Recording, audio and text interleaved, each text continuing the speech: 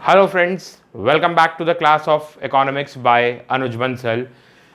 Today we are going to start with the new topic, that is indifference curve analysis. Consumer equilibrium indifference curve analysis. पिछला lecture number 10 जिसमें हमने करा था to commodity case और उसी के साथ हमने खत्म करा था अपना टॉपिक यूटिलिटी एनालिसिस और आज हम शुरू कर रहे हैं indifference curve analysis. Indifference curve analysis में सबसे पहला इंडिफरेंस कर्व क्या होता है? Indifference curve is a graphical presentation. Friends, मैंने बताया था आपको कि ग्राफिकल प्रेजेंटेशन का मतलब होता है ग्राफ। ग्राफिकल प्रेजेंटेशन लिखा है तो समझ जाना ग्राफ बनाना है। Graphical presentation of the combination of two goods.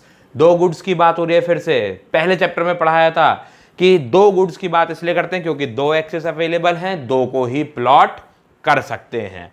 So indifference curve is a graphical presentation of the combination of two goods which offers the same level of satisfaction to the consumer.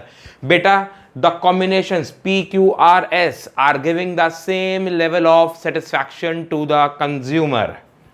अभी 2 minute बाद दोबारा से आते हैं इसी बात के ऊपर। सेम लेवल ऑफ सेटिस्फैक्शन को 2 मिनट बाद फिर से समझेंगे। पहले देखते हैं इंडिफरेंस सेट क्या होता है। देखो बेटा, इंडिफरेंस कर्व और इंडिफरेंस सेट में कोई अंतर नहीं है, सिर्फ एक बात का अंतर है, ये ग्राफिकल प्रेजेंटेशन है और ये टैबुलर प्रेजेंटेशन है। देखिए, indifference set is a set of those combinations of two goods which offers the same level of satisfaction. ये भी सेम लेवल ऑफ सेटिस्फैक्शन दे रहे हैं, बस फर्क क्या है, ये टेबल फॉर्म में लिखे हैं तो इन्हें कहा इंडिफरेंस सेट और यहां ग्राफ बना दिया तो कहा इंडिफरेंस कर्व।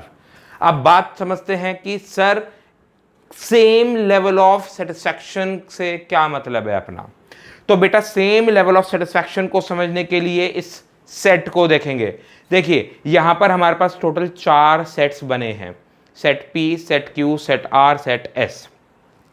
अगर हम सेट P की बात करें तो यहां पर कंज्यूमर गुड A की 1 यूनिट कंज्यूम कर रहा है और गुड B की 10 यूनिट कंज्यूम कर रहा है।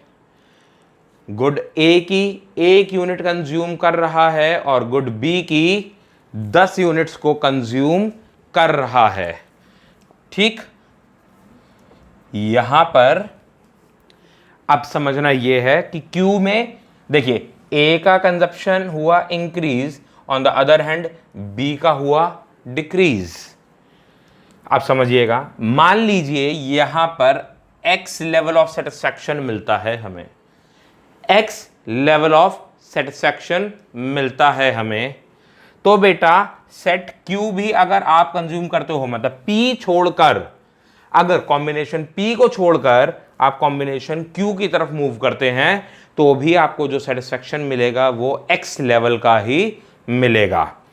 अगर आप PQ दोनों छोड़कर R की तरफ आते हैं तो भी X लेवल मिलेगा और अगर S की तरफ जाते हैं तो भी X लेवल ऑफ सेटिस्फैक्शन मिलेगा। मतलब चाहे 1 यूनिट ऑफ A और 10 यूनिट ऑफ B यूज कर लो, कंज्यूम कर लो, चाहे 2 यूनिट ऑफ A और 7 यूनिट ऑफ B कंज्यूम कर लो, आपको जो सेटिस्फैक्शन मिलने वाला है वो सेम मिलने वाला है। कोई फर्क नहीं पड़ने वाला कि आप कौन सा कॉम्बिनेशन कंज्यूम करते हो।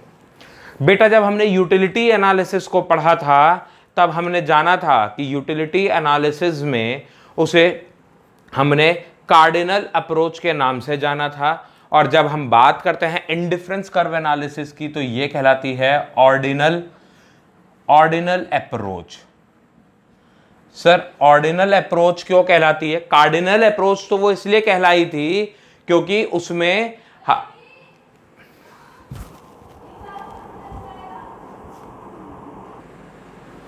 ऑर्डिनल अप्रोच, सर इसे ऑर्डिनल अप्रोच क्यों कहते हैं? पहले वाली जो यूटिलिटी एनालिसिस थी उसको कार्डिनल अप्रोच कहा। कार्डिनल अप्रोच कहा क्योंकि वहां पर कार्डिनल नंबर्स में आप 1 2 3 ऐसे मेजर करते थे अपनी यूटिलिटी को। तो यहां पे ऑर्डिनल अप्रोच क्यों कहा?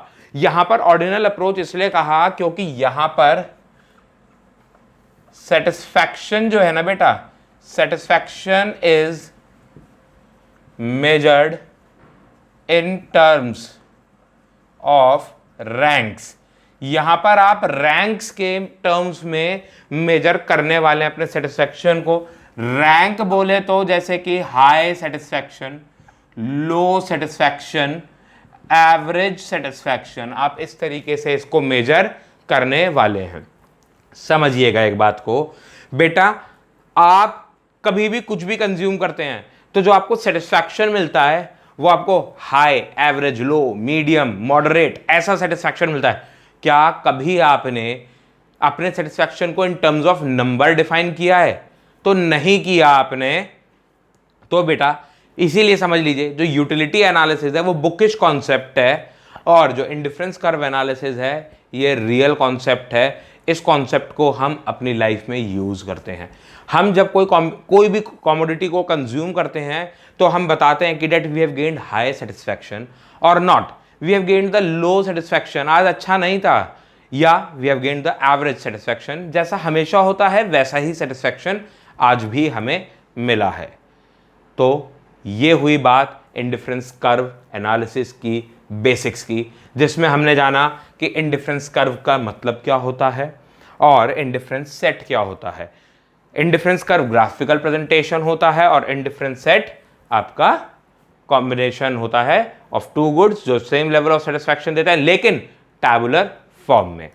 अब लास्ट बात इस सेशन की कि बेटे जैसे हमने आपको पहले सिखाया था पीपीसी के टाइम पर कि the good which is increasing in order, the good which is increasing in order will be placed on X axis and the good which is decreasing in order will be placed on Y axis. देखिए good A was increasing, it is on x axis, and good B was decreasing, so it is on y axis। Reason again आपको इसकी जब हम properties पढ़ेंगे अगले session में तो आपको पता चलेगा। लेक्चर 11 में अभी इतना ही। इंडिफरेंस कर्व की डेफिनेशन, इंडिफरेंस सेट की definition, the other name of indifference curve analysis, why it is known as ordinal approach, और इसमें आप कैसे अपने सेटिस्फैक्शन को मेजर करते हैं। लेक्चर नंबर 11 में हम लोग पढ़ेंगे बेटा प्रॉपर्टीज ऑफ इंडिफरेंस कर्व के बारे में। Till then take care, bye bye, have a nice day.